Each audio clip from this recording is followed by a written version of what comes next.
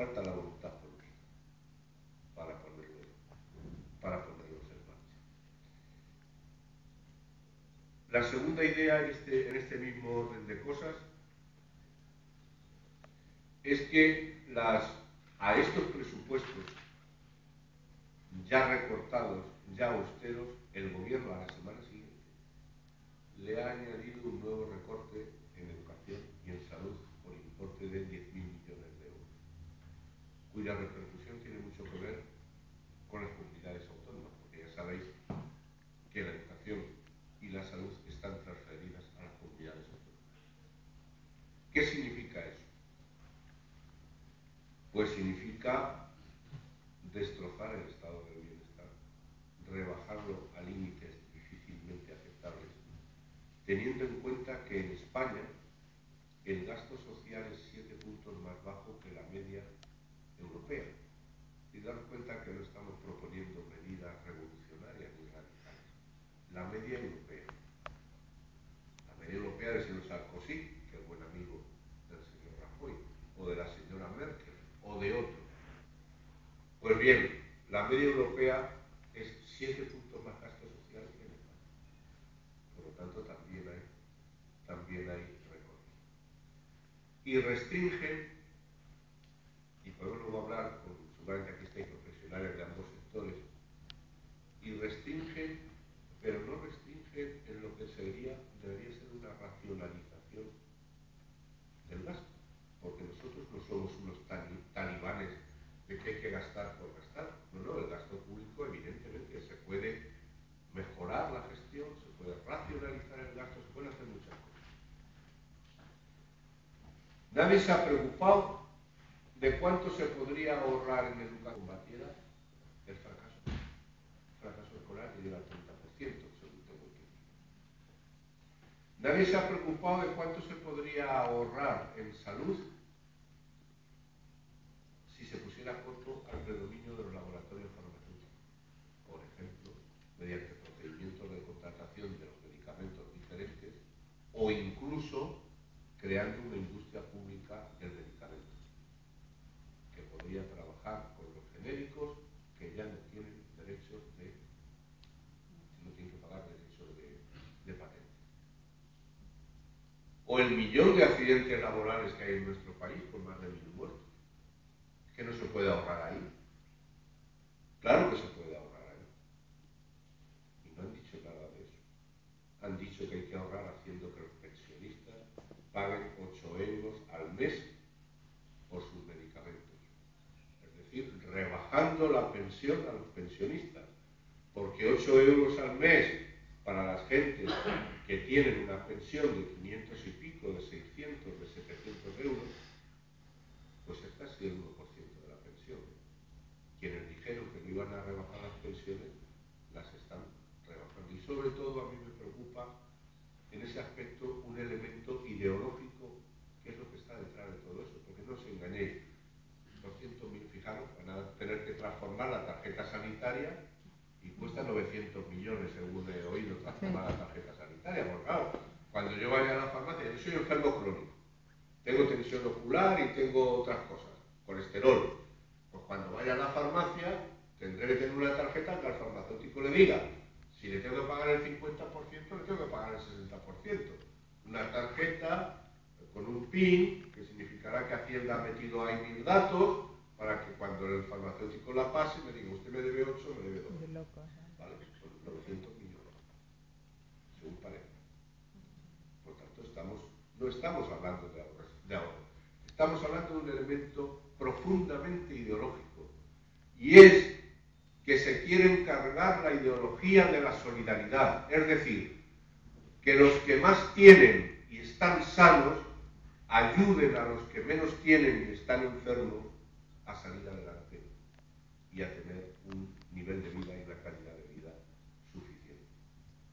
Y se cargan también la escuela pública porque no se han preocupado de cuánto cuesta los conciertos con la privada, ni de cuánto valen los 15.000 señores que dan religión en los colegios públicos, que valen un poquito, ¿eh? No. Hay que aumentar el horario de los profesores, hay que aumentar la ratio estudiante, alumno, profesor, pero no lo otro. Estamos hablando de deteriorar la escuela pública para que el factor profundamente de equidad y de democracia que representa la escuela pública, que en cualquier país desarrollado es un elemento esencial del sistema democrático, aquí se vaya para otra parte y se fomente la escuela privada, los conciertos y otro tipo de salida de esa realidad. Se nos habla de que nuestro país necesita mejorar en investigación.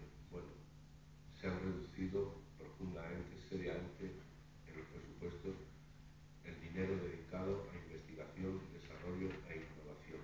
Anoche mismo en la tele había un programa, no me acuerdo en qué cadena, donde personas que están terminando su doctorado en instituciones de investigación ya tienen los contratos para irse a Noruega o a otro país, donde fijaron que desperdicio. Todos los ciudadanos españoles que hemos pagado la formación de esas personas, y como aquí no hay trabajo porque se recortan los proyectos y se recorta la inversión, el fruto de ese esfuerzo finalmente va a estar aceptado, recogido en Noruega, en Finlandia, en Dinamarca, en Alemania, en Canadá o en cualquier otro sitio. Son los presupuestos profundamente injustos.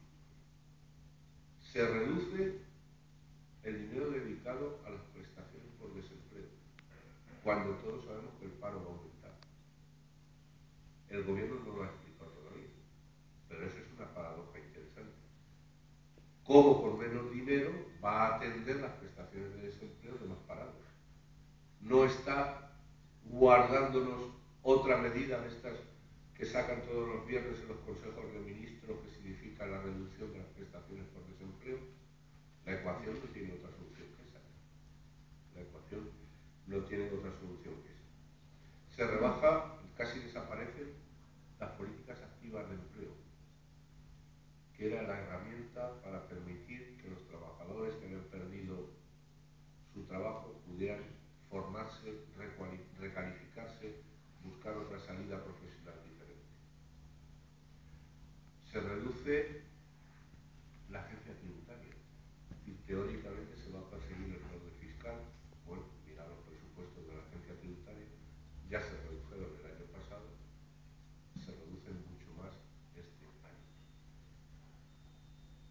El Instituto Español de Comercio Exterior, que apoya la presencia comercial de las empresas españolas fuera del país, reduce su presupuesto prácticamente a la mitad. Estoy dando ejemplos para que veáis hasta qué punto la inconsistencia con las propias declaraciones que hacen de la letra concreta y los números concretos de los presupuestos están sobre la mesa. Reducen la educación y la cultura de los presupuestos generales, no solamente las consecuencias sobre los presupuestos de las comunidades autónomas, pero no reducen la asignación a la Iglesia Católica. Esa es una de las pocas asignaciones que queda intocada. Y el 2% que se reduce en la Casa Real, que bueno, podrán seguramente gastar menos en munición de postas y evitarán algunos accidentes y alguna muerte de elefantes y esas cosas. Por lo tanto, nos encontramos también en una situación de ese tipo. Son los presupuestos que nos llevan a la recesión económica. El consumo de la población está disminuyendo. La inversión pública, ya os he dicho, disminuye en un 40%. El ahorro de las familias está disminuyendo. La inversión de las empresas en bienes de equipo va a disminuir en un 7%. Todo eso significa que en el año 2012, que ya tenemos relativamente avanzado, realmente los presupuestos estos van a funcionar durante 6 meses, el estancamiento económico y la recesión va a crecer. El gobierno reconoce el 1,7% del Producto Interior Bruto. El Fondo Monetario Internacional dice el 1,8% y la OCDE y algunos expertos españoles hablan del 2,2%. Es decir, al final del año seremos mucho más pobres. Y la razón por la cual los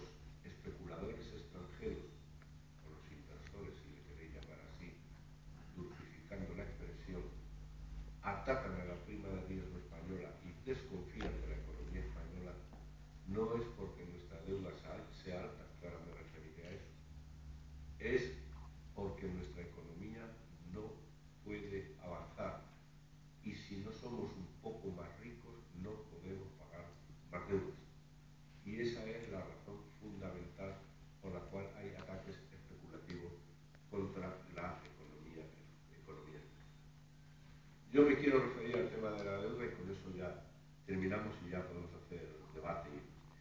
Mirad, la deuda pública española es inferior a la media de la Unión Europea, inferior a la de Alemania, inferior a la de Italia, inferior a la de Francia, inferior a la del Reino Unido. La deuda pública española. ¿Cuál es nuestro problema? Pues que tenemos una deuda privada muy alta. La deuda exterior de los bancos españoles alcanzó a 31 de diciembre aproximadamente 780.000 millones de euros. No es toda la deuda, hay más. Esa es la deuda exterior. Del 1 de enero hasta hoy, que estamos a mediados de abril, los bancos españoles han ido a la barra libre del Banco Central Europeo y se han endeudado en otros 300.000 millones de euros. Por cierto, al 1%, que luego prestan a nuestros ayuntamientos y al Estado al 6% en la subasta que hubo ayer de letras del Tesoro. Como Cofidis. Es decir, la banca debe fuera del país en estos momentos 1,5 billón de euros. La deuda pública en el exterior es solo de 280.000 millones de euros. Es decir, la deuda privada de los bancos es 4 veces superior a la deuda pública. ¿Qué ocurre? Pues que los bancos con ese dinero, aparte del negocio de Cofidis, compran deuda española y el resto lo ponen en el Banco Central Europeo por si llueve, por si hay tormenta. Y con la deuda española responden en la renegociación de las deudas privadas. Si le cumple el crédito que tiene el banco X con el banco Y alemán o francés, renegocia el crédito y ¿qué garantías ofrece? La deuda española que tiene en su parámetro comprado. Pero eso significa que como la deuda pública responde de la deuda del banco, el valor de la deuda pública se deteriora progresivamente hasta ser equivalente al valor de la deuda del banco. Y por eso nos atacan los especuladores. Por lo tanto, esa es la situación que tenemos. Yo decía a los compañeros hace un momento, el Banco Santander solo obtiene, en el año 2011, solo ha obtenido el 6% de sus beneficios en España, porque tiene el Estado español que respaldar la deuda del Banco Santander y no respaldar la deuda del ferretero de la esquina o del señor que tiene un restaurante ahí más abajo, porque es un banco demasiado grande para dejarlo caer. ¿Es verdad? Pues hagamos una banca pública para que si cae el Banco de Santander haya un sistema bancario que pueda seguir prestando dinero a las empresas y a las familias y que no eleve las prácticas especulativas de la banca privada de este país. Eso se puede hacer. Se puede hacer porque se ha regalado en el mayor robo de la historia de este país, mucho mayor que lo que significó las consecuencias de la guerra civil y que nadie lo ha dicho en estos términos, la mitad del ahorro y del crédito de un país como España se ha regalado sin contrapartidas a las finanzas privadas, mediante la privatización de las cajas de ahorro. La mitad del crédito y de los ahorros de este país, por sus sucursales, sus acciones en otros sitios, han hecho. No voy a contar yo aquí porque sabéis lo de Caja Castilla-La Mancha, ¿para qué voy a explicarme? Pero bueno, eso era de todos. Mal gestionado, con todo tipo de corrupción, cosas que había que arreglar, sin duda, pero se les ha regalado al capital financiero privado la mitad de los recursos económicos y del crédito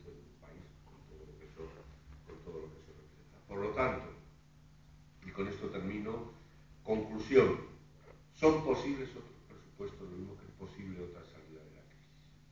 Hay recursos económicos en este país más que suficientes, solo falta la voluntad política para financiar la deuda, superar el déficit, crear empleo y estimular la economía mediante las ayudas que la pequeña empresa y los autónomos necesitan para tener liquidez y empezar a crear puestos de trabajo.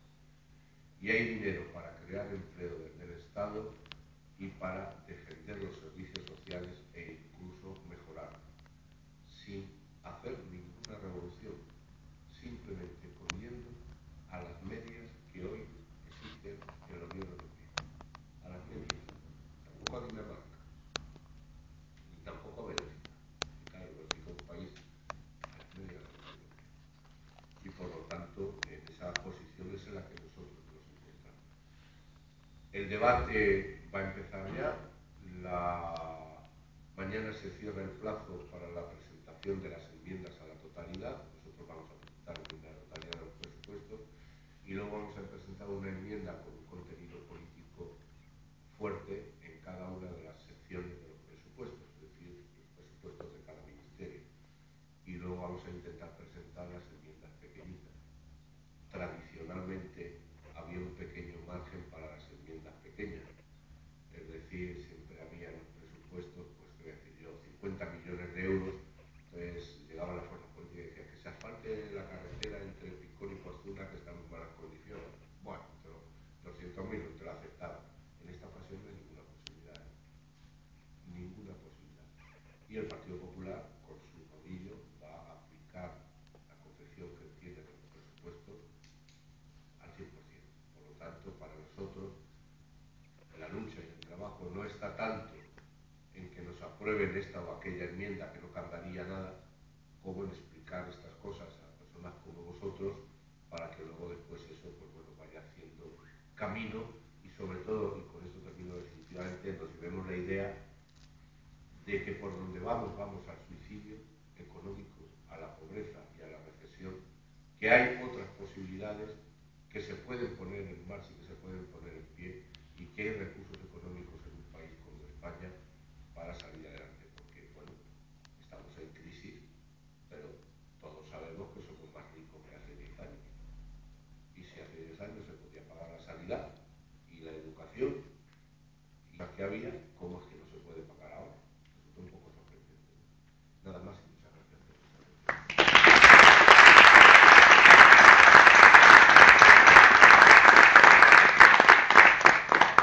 Bueno, pues abrimos un turno. ¿Vais levantando la mano la gente que quiere?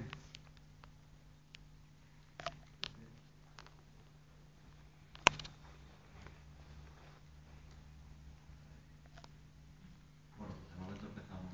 ¿Enrique?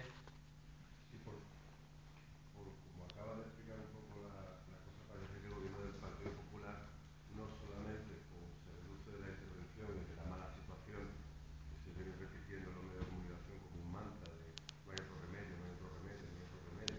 Ya te levantas por la mañana pensando que si no hay otro remedio, te pegarán un tiro en la nuca y no habrá otro remedio. Entonces, me da la impresión de que el Partido Popular y el gobierno del Partido Popular han presentado estos presupuestos con largo plazo, es decir, me pongo en la tesitura de que no sería la primera vez que se prorrogan unos presupuestos de un año para otro. ¿Qué pasaría si el gobierno del Partido Popular, dentro de un año, decide prorrogar los presupuestos de este año 2012? ¿A qué nivel nos llevaría eso?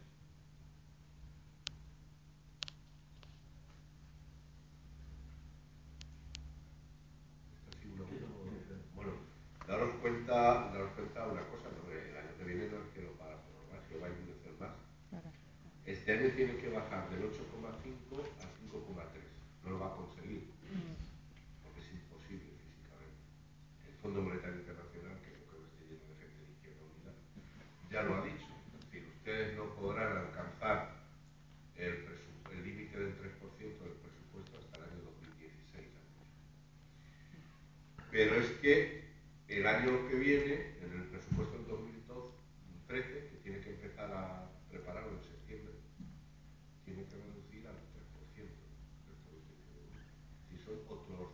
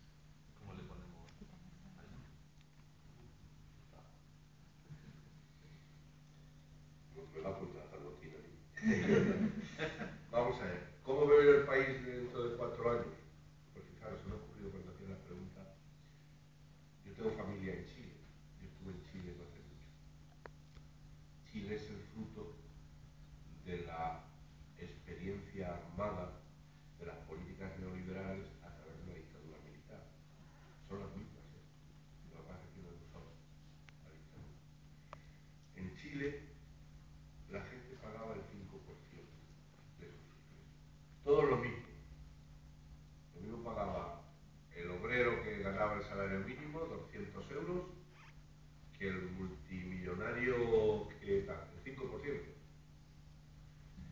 Y iba uno por las calles y cuando ve un semáforo, no había estado prácticamente. Cuando ve un semáforo, las calles estaban llenas de socavones. En vez de venderte lo que aquí te venden los pañuelos o tal, había los muchachos que salían, uno con un cubo de arena y otro con una pequeña maza. El del cubo de arena echaba en el agujero, el de la pequeña maza rellenaba el agujero y luego pasaba la mano por los coches que estaban esperando. Pues bueno, eso define un poco, si quieres, con una cierta caricatura, la desaparición del Estado y, claro, el hombre lobo para el hombre. Si usted está enfermo, pues si puede se lo paga y si no se muere. Usted no puede ir a la universidad, pues es su problema, es usted un fracasado. Sus padres eran unos fracasados que no les pudieron pagar la universidad. Y luego la otra pregunta, no me acuerdo muy bien. Como la banca privada. Yo creo que la banca española no tiene salvación. Y digo que nosotros, el Estado, no debe... O sea, la posición sería cortar el vínculo que nos hace estar avalando permanentemente el problema de los bancos. Los bancos tienen muchos recursos, tienen muchos edificios, tienen otros bancos comprados en el extranjero, tienen multitud de cosas, pues chico, pues como el que pone una tienda de comestibles y le sale mal, pues que vendan, traspasen, alquilen o lo que sea. Es verdad que los bancos juegan un papel importante en una economía, sea capitalista o no, sea capitalista, más. El papel de que son los intermediarios entre el ahorro que algunas personas pueden hacer y la inversión que otros necesitan. Ellos son los intermediarios. Bien, pues se puede sustituir perfectamente con una banca pública. Que ojo, no es una propuesta del socialismo revolucionario. Aquí ya ha habido banca pública, se ha vendido y se ha dilapidado, pero ha habido banca pública hasta no hace mucho. En Francia, por ejemplo, la banca pública, después de la Segunda Guerra Mundial, era toda la banca. Y cuando la crisis del 29 en Estados Unidos, el presidente de la época, la primera medida que toma es nacionalizar toda la banca. Todas, sin excepción, en Estados Unidos. Para que esas cosas no nos las cuentan. Y luego después, pues conforme se fue resolviendo la crisis, pues fueron privatizando en función de su ideología. Pero la medida que tomó fue esa. Es decir, y eso es inevitablemente lo que de una manera o de otra habrá que hacer. Porque ahora, esta mañana he leído en la prensa, en Europa están diciendo la salida para la banca española, fundamentalmente también para la banca italiana, es que el Fondo de Rescate Europeo entre en el capital de los bancos. Eso es una nacionalización, no es española, será comunitaria, pero eso es la solución que están viendo. Es decir, que hasta ellos se están dando cuenta de que no hay otra salida. Claro, al señor Botín, al señor González y a nosotros, pues no les gustará mucho la idea, seguramente, porque no podrán jubilarse con 80 millones de euros y cosas así por el estilo, pero yo no creo que haya otra solución que es y crear una banca pública que nos quitaría de cualquier otro problema